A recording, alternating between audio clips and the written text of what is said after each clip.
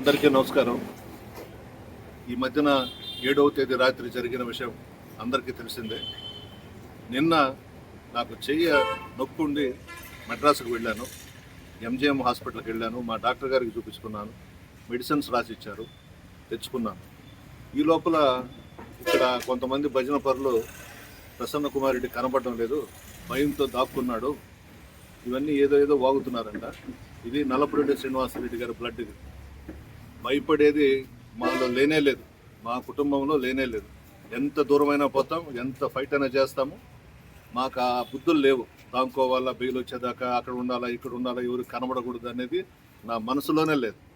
నిన్న అనుకొని నొప్పి ఎక్కువగా ఉంటే మెడ్రాసు పోయి చూపించుకొని ఈరోజు మార్నింగ్ బయలుదేరి వచ్చాను. ఎందుకంటే నిన్న సాయంత్రం 4 అయిపోయింది చెన్నైకి పోతే. చూపించుకొని వచ్చాను. అదంతా హాస్యాస్పదం. ఆయన కనపడడం లేదు, ఏడవపోతాను నేను. రండి, ఇప్పుడు వస్తారా, అరెస్ట్ చేస్తారా, తీసుకెళ్ళండి. నేనే పిలుస్తున్నా కదా పోలీస్ డిపార్ట్మెంట్ని, ఆమెని ఆ రాజమాతనే దగ్గర పెట్టుకొని రమ్మనండి, అరెస్ట్ చేసి తీసుకెళ్ళమనండి. నాకేం అభ్యంతరంలా, జైల్లో పెట్టినా హ్యాపీగా ఉంటా. కానీ జరిగిన దాని మీద మాత్రం పోలీస్ డిపార్ట్మెంటు నిజాయితీగా ఎంక్వైరీ చేసి అరెస్ట్ చేయాలి. మా దగ్గర వీడియోస్ ఉన్నాయి, మా ఇంటి మీదకి వచ్చిన వాళ్ళ వీడియోస్ అంతా ఉన్నాయి. దాంట్లో సీనియర్ నాయకులు కూడా ఉన్నారు. వాళ్ళ పేర్లు నేను చెప్పను, అందరికీ తెలుసు. మా వాళ్ళందరికీ ఆ నలుగురు ఎవరో. ఇది మంచి సాంప్రదాయం కాదు, ఎవరికి కూడా జరగకూడదు ఈ విధంగా. అందులో నెల్లూరు జిల్లాలో చాలా మంచి జిల్లా మంది.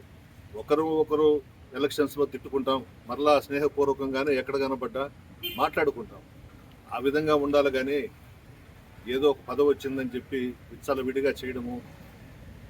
ఆమె చెప్పిందంట, ప్రసన్న కుమార్ రెడ్డి కాళ్ళు చేతులు కట్టి నా కాళ్ళ కింద పడండి తెచ్చని. చూద్దాం, అది కూడా రమ్మనండి. ఎవడొస్తాడో రమ్మనండి, ఉన్నా ఇక్కడనే నేను. మాట్లాడొచ్చా ఆ మాట? అంటే నడమంత్రపు సిరి కాబట్టి మధ్యలో వచ్చిన డబ్బుతో, అహంభావంతో ఈ వ్యవహారాలన్నీ చేస్తూ ఉంది. పైన భగవంతుడు చూస్తున్నాడు, ఖచ్చితంగా వాళ్ళకి శిక్ష వేస్తాడు.